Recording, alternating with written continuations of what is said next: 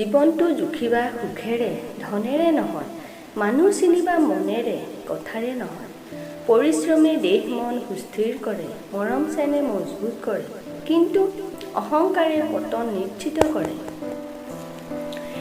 স্বাৰ্থপৰ হ'বলৈ নিশিকিলোঁ, সেইবাবেই চাগে ইমান দুখ সহিব শিকিছোঁ। জীৱনত সেই দুজন ব্যক্তিক নাপাহৰিবা, যিয়ে তোমাৰ সুখৰ বাবে নিজৰ আশা ত্যাগ কৰিলে। জীৱন বাটত আপোনটো কোনো নাই, মাথো স্বাৰ্থৰ বাবে আপোন হোৱাৰ অভিনয় কৰিব আহে। স্বাৰ্থৰ হে লগে লগে সম্পৰ্কও হে। এয়াই বাস্তৱ, ভাল মানুহে ধোকা খায়, সৎ মানুহে কষ্ট পায়, সহজ সৰল মানুহে আঘাত পায়, আৰু স্বাৰ্থপৰ মানুহবোৰে আনন্দৰে জীৱন কটায়।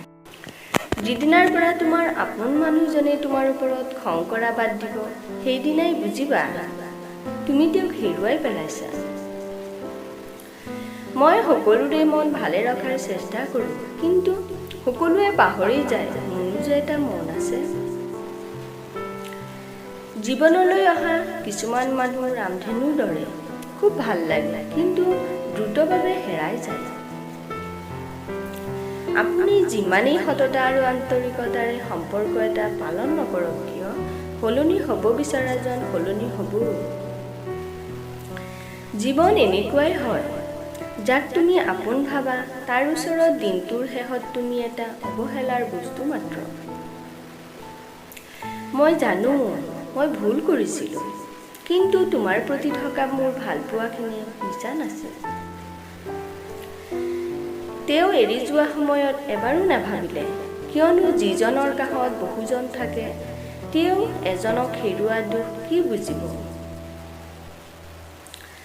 কাৰোবাৰ অবিহনে সুখী হ'ব নোৱাৰোঁ বুলি জনাৰ পাছতো অকলশৰে সুখী হ'বলৈ কৰা ব্যৰ্থ প্ৰচেষ্টাই হ'ল মোৰ জীৱন।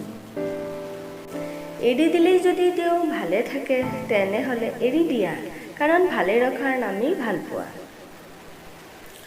সকলোকে সহজতে বিশ্বাসত লোৱাটো সঠিক নহয়, কাৰণ চেনি আৰু নিমখৰটো ৰং বগা, কিন্তু সোৱাদ ভিন্ন।